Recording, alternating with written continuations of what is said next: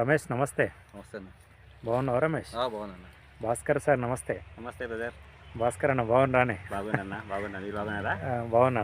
ఆ, అన్న. చాలా రోజుల తర్వాత భాస్కర్ అన్నని గెలవటం యాక్చువల్గా రమేష్ ఫీల్డ్కి రావటం అనేది ఇది ఒక గొప్ప అదృష్టంగా నేనైతే భావిస్తున్నా. యాక్చువల్గా భాస్కర్ అన్న థ్యాంక్ యూ అన్న, థ్యాంక్ యూ.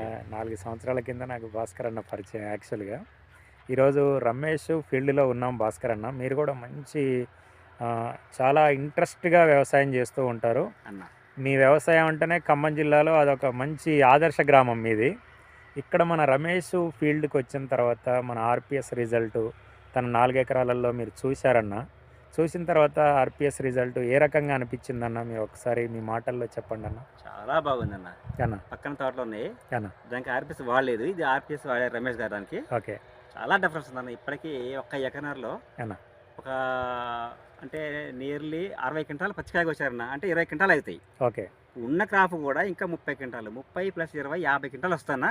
అన్న అంటే ఎకరానికి 35 క్వింటాలు దగ్గర పడదండి ఇప్పటికి. ఏది ఇప్పటికి ఇక పడబోయేది పక్కన పెట్టండి. పడబోయేది ఇప్పుడు పక్కన ఆల్రెడీ పడ్డది ఎకరానికి 35 క్వింటాలు వస్తుంది. ఎకరానికి 35 క్వింటాల చొప్పున వస్తుంది. ఓకే అంటే ఇప్పుడు ఇదంతా ఇది సెకండ్ అంటే కటింగ్ కోసినట్టు ఏం కనబడతలేదు కదన్న? అవునన్న, మొన్న తోట వేసారు కదా దానివల్ల అట్ట పెద్ద. కానీ ఇంకా 10 రోజులు మొత్తం సెట్ అయిపోతుంది. అంతే అంటావనా? తోట ఆటోమేటిక్ మండలు కొంచెం అటు ఇటు పడ్డాయి. తోట ఏరింది అనేది అయితే ఎవరు అనుకోరు. అవును అవును, అంతేనా భాస్కర్ అన్న? అస్సలు అనుకోరన్న ఎవరైనా. సరే రమేష్ కు హ్యాండ్స్ అప్ చెప్పండి అన్న. రమేష్ మాకు మంచి మిత్రుడు నాకు రమేష్. రమేష్ అడుగుతుందిలే అన్న, మేము ఫోన్ కాంటాక్ట్ ఉంటాంలే. ఓకే ఓకే అన్న. రమేష్ ఆ క్రాప్ చూడండి అన్న, ఒకసారి క్రాప్ చూపెట్టండి. అసలు క్రాప్ అసలు ఏం క్రాప్ అన్న ఇది? అసలు ఏరేం తోటలాగలేదు అన్న ఇది. అంతేనన్నా? ఒక క్రాప్ ఏరటం జరిగింది. ఎకరానికి 20 క్వింటాల్ చొప్పున క్రాప్ ఏరటం జరిగింది. మళ్ళీ కూడా ఇదంతా కూడా క్రాప్ చూడండి. ఇప్పుడు మేము లోపలికి వెళ్ళట్లేదు, ఇది ఓన్లీ కడకే. లోపలికి పోనిస్తాలే మమ్మల్ని రమేష్.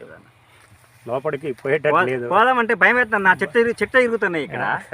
ఇది రమేష్ యాక్చువల్గా ఆర్పిఎస్ రిజల్ట్ అనేది గత 3 సంవత్సరాల నుంచి అని కూడా చూస్తున్నావు కదా తమ్ముడు.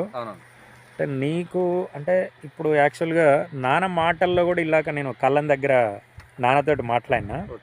నాన్న కూడా చాలా హ్యాపీగా అంటే ఒకటే మాట చెప్తున్నాడు, మా రమేష్కు వారానికి ఒకసారి ఒక టిన్ను ఖచ్చితంగా తీసుకొని పోవాల్సిందే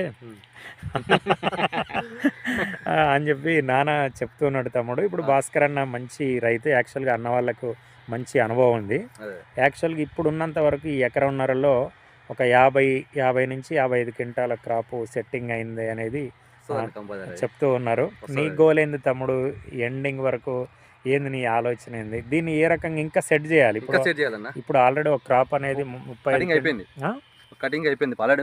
ఓకే ఒకసారి కోసేసినాం కాబట్టి నెక్స్ట్ ఇప్పుడు ఆల్రెడీ కోసి వారం అవుతుంది. ఓకే మళ్ళీ ఈ వారంలో అయిపోయింది కదా, మళ్ళీ నెక్స్ట్ స్టెప్ రావాలి మనకి. ఇంకా నెక్స్ట్ ఇంకో స్టెప్ తీస్తావు. ఇంకో స్టెప్ తీసేసి అన్నగారు చెప్పినట్టుగా, వస్త్రాన్ని చెప్పినట్టుగా 55 క్వింటాలు కాదు, నా గోలు వేరే ఉన్నది. అంతేనా? అసలు గోలు వేరే. మళ్ళీ మార్చిలో మే నెలలో చెప్దాం.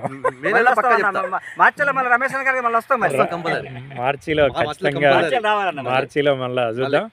మార్చిలో కూడా నాకు రమేష్ ఏంటంటే ఇది పచ్చదనం తగ్గదు. మార్చి తగ్గదు, ఏప్రిల్ తగ్గదు, మే నెలలో కూడా ఇదే పచ్చదనం అనేది ఉంచుతాడు రమేష్.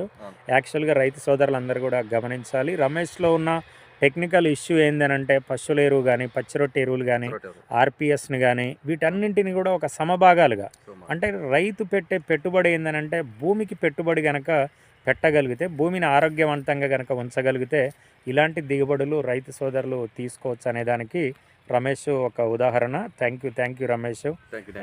ఓకే అన్న భాస్కర్ అన్న. ఓకే నమస్తే అన్న. రైట్.